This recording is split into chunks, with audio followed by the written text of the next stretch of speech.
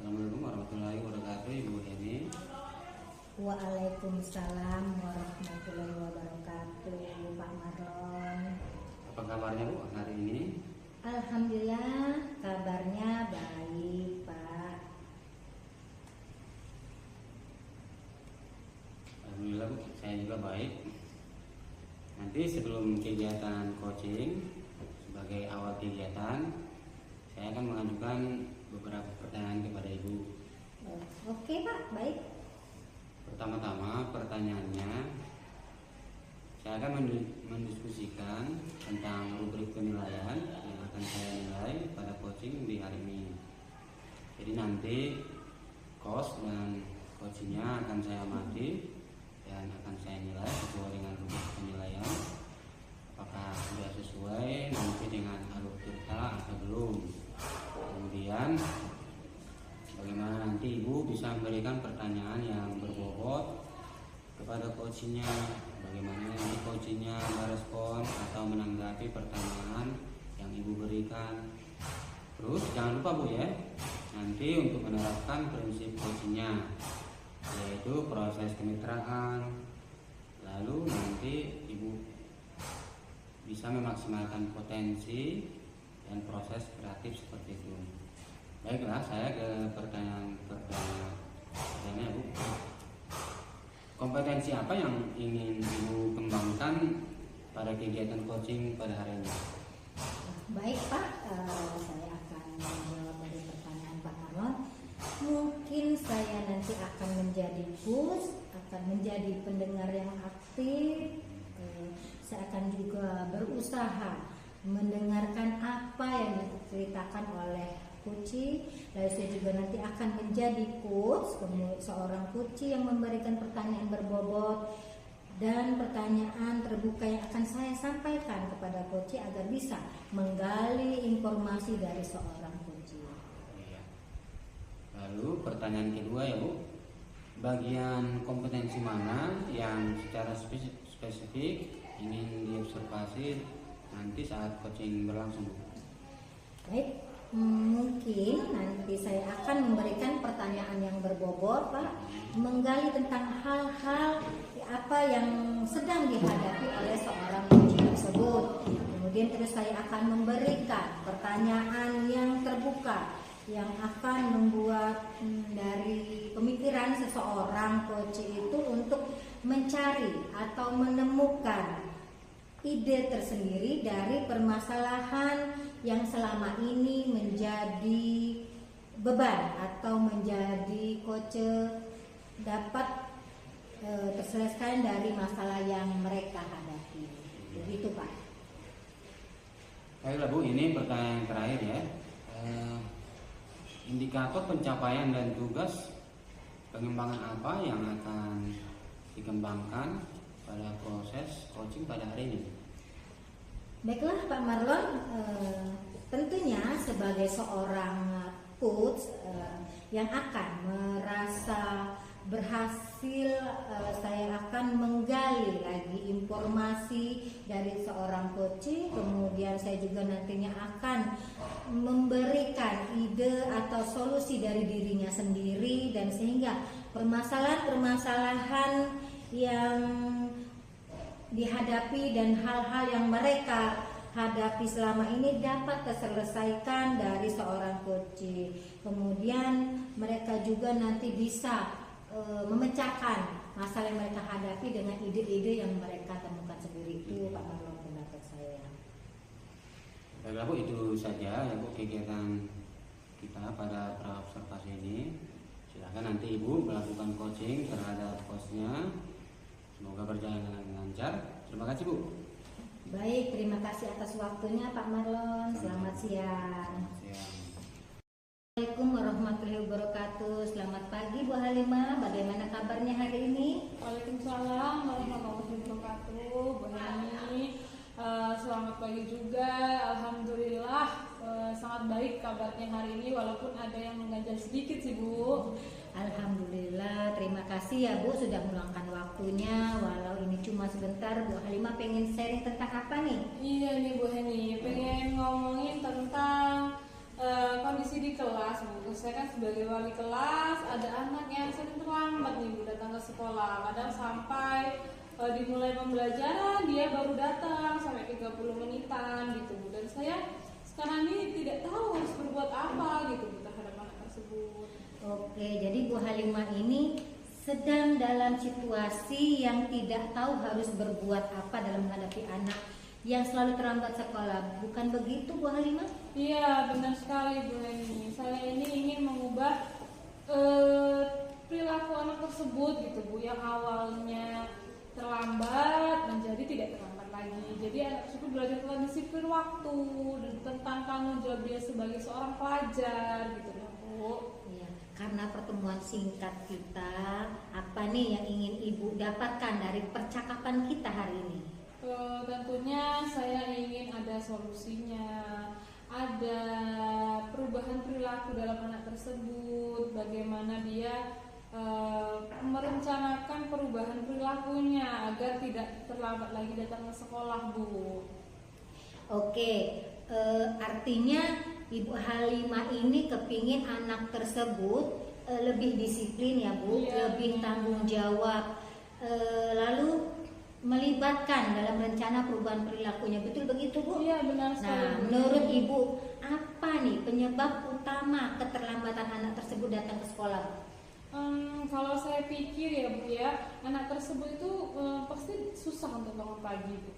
Nah, kenapa dia kok susah bangun pagi? Pasti ada di malam harinya ada kegiatan mungkin ya Bu ya, sehingga dia tidurnya menjadi lambat ya Bu ya, kemalaman gitu. Kadang-kadang saya berpikir seperti itu Bu, karena masalah untuk bangun pagi itu Bu. Baik, lalu bagaimana dengan rutinitas tidur anak tersebut? Apakah dia memiliki jadwal tidur yang teratur Bu? Seharusnya sejujurnya ya dia harusnya harus mempunyai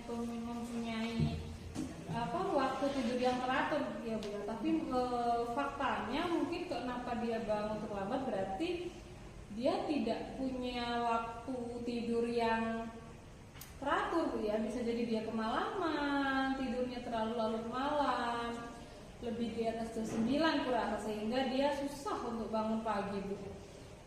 Oke, kalau sekarang nih menurut Ibu, idealnya rutinitas tidur seperti apa yang harus anak itu lakukan Bu? Mungkin bisa dimulai dengan menciptakan rutinitas tidur yang cukup ya Bu ya. Misal jam 9 tuh dia harus tidur gitu kan Bu. Jadi dia memiliki waktu tidur yang cukup. Mungkin itu bisa membantu tubuhnya untuk lebih sehat, lebih dia bersemangat lagi, sehingga menyesuaikan dirinya untuk bisa bangun pagi, karena itu yang dibutuhkan kan Bu ya, untuk kita ke sekolah ya Bu.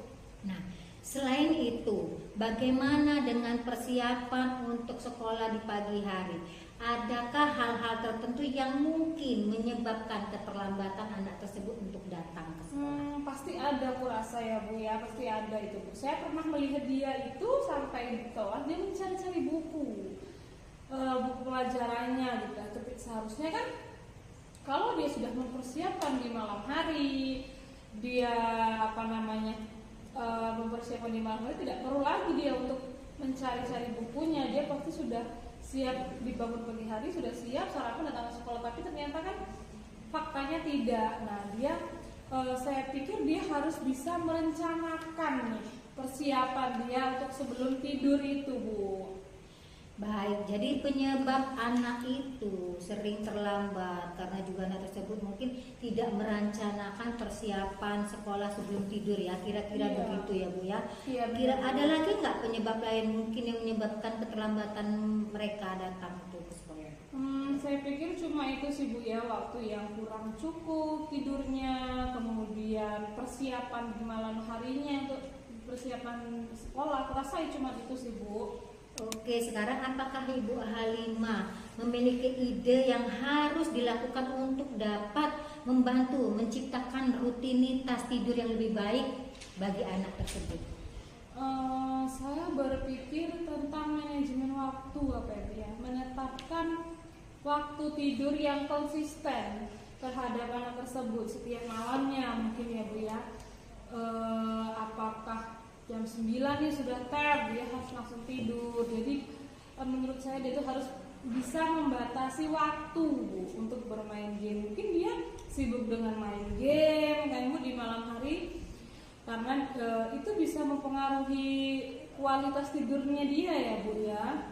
Nah, lalu bagaimana ide Bu Halimah nih mengenai hal-hal yang perlu dipersiapkan di pagi hari sebelum tidur, mungkin membantu anak lebih terorganisir?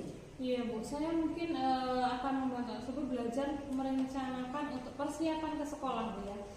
Dan saya juga pastinya harus berkolaborasi dengan orang tuanya di rumah untuk mengingatkan ya Bu ya, karena anak, apalagi anak SD, tidak lepas dari pengamatan atau dari pengamanan orang tua ya Bu ya. Jadi saya konsultasi dengan orang tuanya untuk mengingatkan anak tersebut sebelum tidur harus dipersiapkan dulu peralatan sekolahnya, malah lebih bagus belajar dulu, jadi sehingga dia tidur itu dengan tenang, sudah siap besok pagi bangun sarapan langsung berangkat gitu Bu. Ide yang menarik sekali nih Bu Halimah, sayang sekali ya waktu kita terbatas.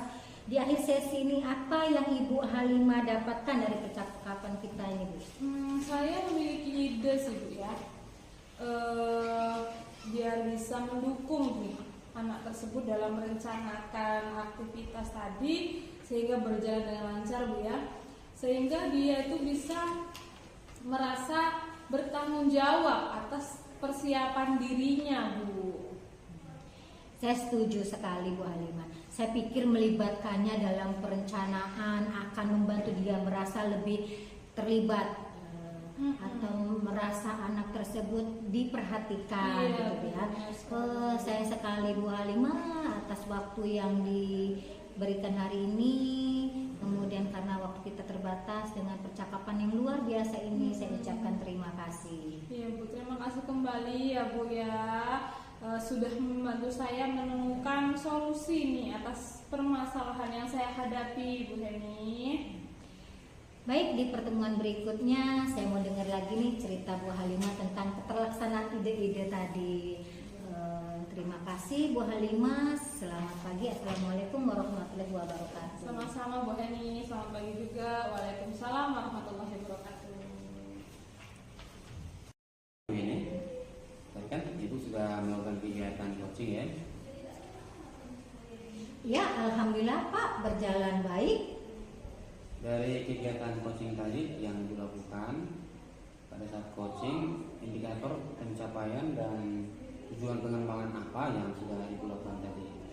Jadi ya Pak Marlon, di proses coaching yang tadi saya sebagai seorang coach, saya berusaha untuk menjadi informasi dari seorang coach, sehingga alur yang saya lakukan, saya berusaha melakukan benar-benar mempraktikkan alur tirta untuk berproses coaching, sehingga permasalahan atau hal-hal yang dialami oleh seorang coach tadi beliau dapat menemukan sendiri solusi dari permasalahan tersebut dengan pertanyaan terbuka yang saya sampaikan, dan beliau juga sendiri sudah menyampaikan ide-idenya. Nah, berikut Bu catatan yang saya buat tentang aksi dari coaching tadi yang Ibu lakukan. Hasil dari observasi saya berdasarkan yang saya lakukan berbasis data ya. Yang pertama, coaching yang Ibu sudah lakukan sudah berjalan cukup baik, malah saya kira sangat baik, karena tadi saya lihat Ibu sudah menyesuaikan dengan alur tirta, lalu Ibu sudah mampu menggali potensi dari coachingnya dengan memberikan pertanyaan-pertanyaan yang berbobot. Lalu tadi juga coaching saya lihat sudah menemukan solusi dari permasalahan yang sedang dihadapi Ibu Halimah ya. Juga tadi Ibu Heni sudah melakukannya dengan prinsip coaching, yaitu ada kemitraan, lalu ada memaksimalkan potensi dari coachingnya. Baik Pak, tentunya saya akan dari proses yang tadi saya lakukan akan kembali lebih belajar lebih baik supaya bisa menghadapi coach itu memberikan pertanyaan-pertanyaan yang berbobot, kemudian menjadi pendengar yang baik, jadi pendengar yang aktif, sehingga coach tadi lebih terbuka untuk mendapatkan ide-ide tersendiri dari permasalahan, dan saat pada proses coachnya juga ketika berakhir mereka nanti dapat menemukan solusi untuk menghadapi permasalahannya, sehingga beban atau permasalahan yang dihadapinya awalnya sebelum proses itu tidak dapat menyelesaikan, sehingga dengan adanya proses dengan kita memberikan permasalahan untuk memecahkan ide-ide permasalahan yang beliau hadapi, itu akan menjadikan meringankan beban yang dapat teratasi dan dapat menyelesaikan dari permasalahan sendiri. Seperti itu Pak Marlon.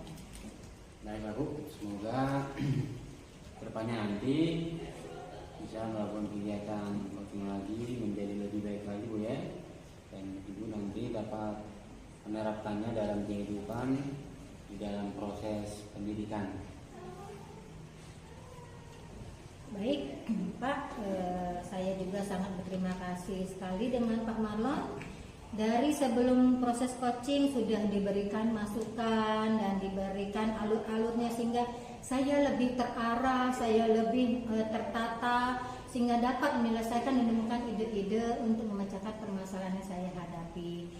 Sekali lagi terima kasih Pak Marlon. Baik Bu, terima kasih. Kita jumpa lagi di pertemuan berikutnya. Assalamualaikum warahmatullahi wabarakatuh. Selamat siang. Waalaikumsalam warahmatullahi wabarakatuh. Selamat siang Pak Marlon.